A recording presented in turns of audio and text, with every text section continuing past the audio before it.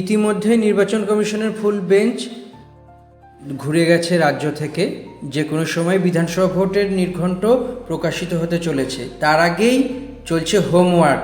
এবার তৃণমূলের সম্ভাব্য প্রার্থী তালিকায় দেখা যেতে পারে দেবাংশু ভট্টাচার্যকে। তিনি আইটি সেল সামলান, আইটি সেলের দায়িত্বে আছেন, তাকে দেখা যেতে পারে এবার অন্য দায়িত্বে। এরপর তৃণাঙ্কুর ভট্টাচার্য, যিনি বর্তমানে ছাত্র পরিষদের সভাপতি, এই তৃণাঙ্কুর ভট্টাচার্যকেও কোনো একটি গুরুত্বপূর্ণ দায়িত্বে দেখতে পাওয়া যেতে পারে। প্রতীকুর রহমান, তাকে কোনো হেভিওয়েট স্থান থেকে প্রার্থী করা যেতে পারে। তিনি যদিও বলেছিলেন যে প্রার্থী হবেন না। প্রতীকুর যেদিন তৃণমূলে জয়েন করেছিলেন ঠিক সেই দিনই অভিষেক বন্দ্যোপাধ্যায় জানিয়েছিলেন যে প্রতীকুর তাকে বলেছে যে কোনো রকমের ভোটে দাঁড়াবার তার তিনি দলটি করতে এসেছেন। কিন্তু তৃণমূলের ধর্ণা মঞ্চে, এসআইয়ের বিরুদ্ধে ধর্ণা মঞ্চে বক্তৃতা শুনে তৃণমূল নেত্রী মমতা বন্দ্যোপাধ্যায় অত্যন্ত খুশি হয়েছিলেন এবং প্রশংসাও করেছিলেন। সম্ভবত যদি প্রতীকুর রহমান এবার রাজি হন, সেক্ষেত্রে কোনো এক হেভিওয়েট আসনের দায়িত্ব তাকে দেওয়া হতে পারে বলেই খবর। এরপর আসা যাক পার্নো মিত্র। তিনি বিজেপি থেকে তৃণমূলে জয়েন করেছেন। গতবার বরানগর আসন থেকে পরাজিত হন, সেই সময় তাপস রায়ের কাছে তিনি পরাজিত হয়েছিলেন। বর্তমানে পার্নো মিত্র তৃণমূলে। স্বপ্না বর্মন কিছুদিন আগেই জয়েন করেছেন তৃণমূলে। উত্তরবঙ্গের কোনো আসন থেকে তাকে দাঁড় করানো হতে পারে বলেই খবর। ইমন চক্রবর্তীকে মুখ্যমন্ত্রী মমতা বন্দ্যোপাধ্যায় যে কোনো একটি আসনের দায়িত্ব দিতে পারেন, অন্তত সূত্রের খবর এমনই। বিষ্ণুপ্রসাদ শর্মা, তিনি বিজেপির বিধায়ক ছিলেন, তৃণমূলে জয়েন করেছেন। সম্ভবত উত্তরবঙ্গের কোনো আসন থেকে তার দাঁড়ানো হতে পারে।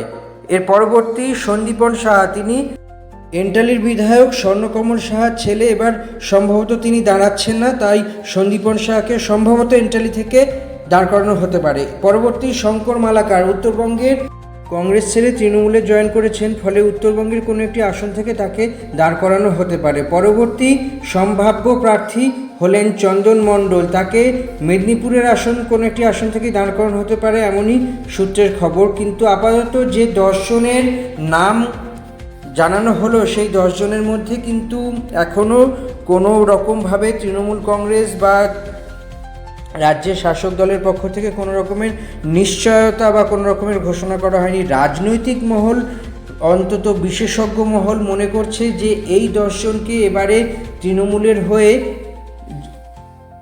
কোনো আসনে লড়তে দেখা যেতে পারে এবং সেই সম্ভাবনা বা সেই ঘটনাই প্রবল হতে শুরু করেছে।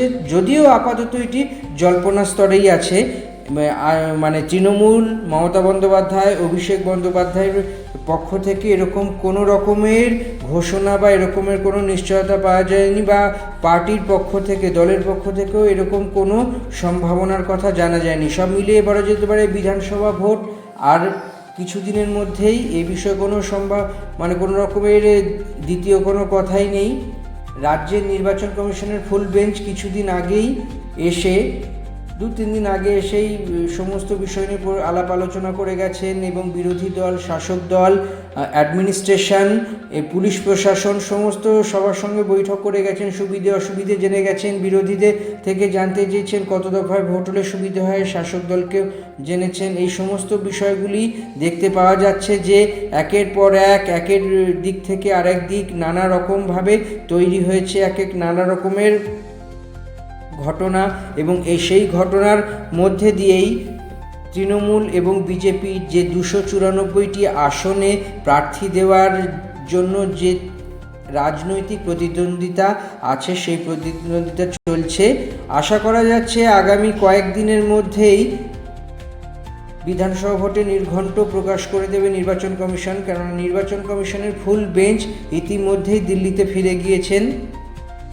জ্ঞানেশ কুমার তার টিম নিয়ে আপাতত আলাপ আলোচনা হচ্ছে এবং কিভাবে বিধানসভা ভোটটা করানো যায়, সুষ্ঠুভাবে করানো যায়, অন্তত সেই বিষয় নিয়েই কথাবার্তা চলছে। এবং বিধানসভা ভোটের আগে যেই বিষয়গুলো খতিয়ে দেখার প্যারামিটার আছে, অ্যাডমিনিস্ট্রেটিভ স্ট্রেংথ আছে এবং প্রশাসনিক রদবদল আছে, এই সমস্ত বিষয়গুলির মধ্যে কোনগুলি প্রযোজ্য করা যায় বা কোনগুলি করতে হবে বা কোনগুলি করার মতো জায়গা আছে, সব কিছুগুলোই দেখতে হবে।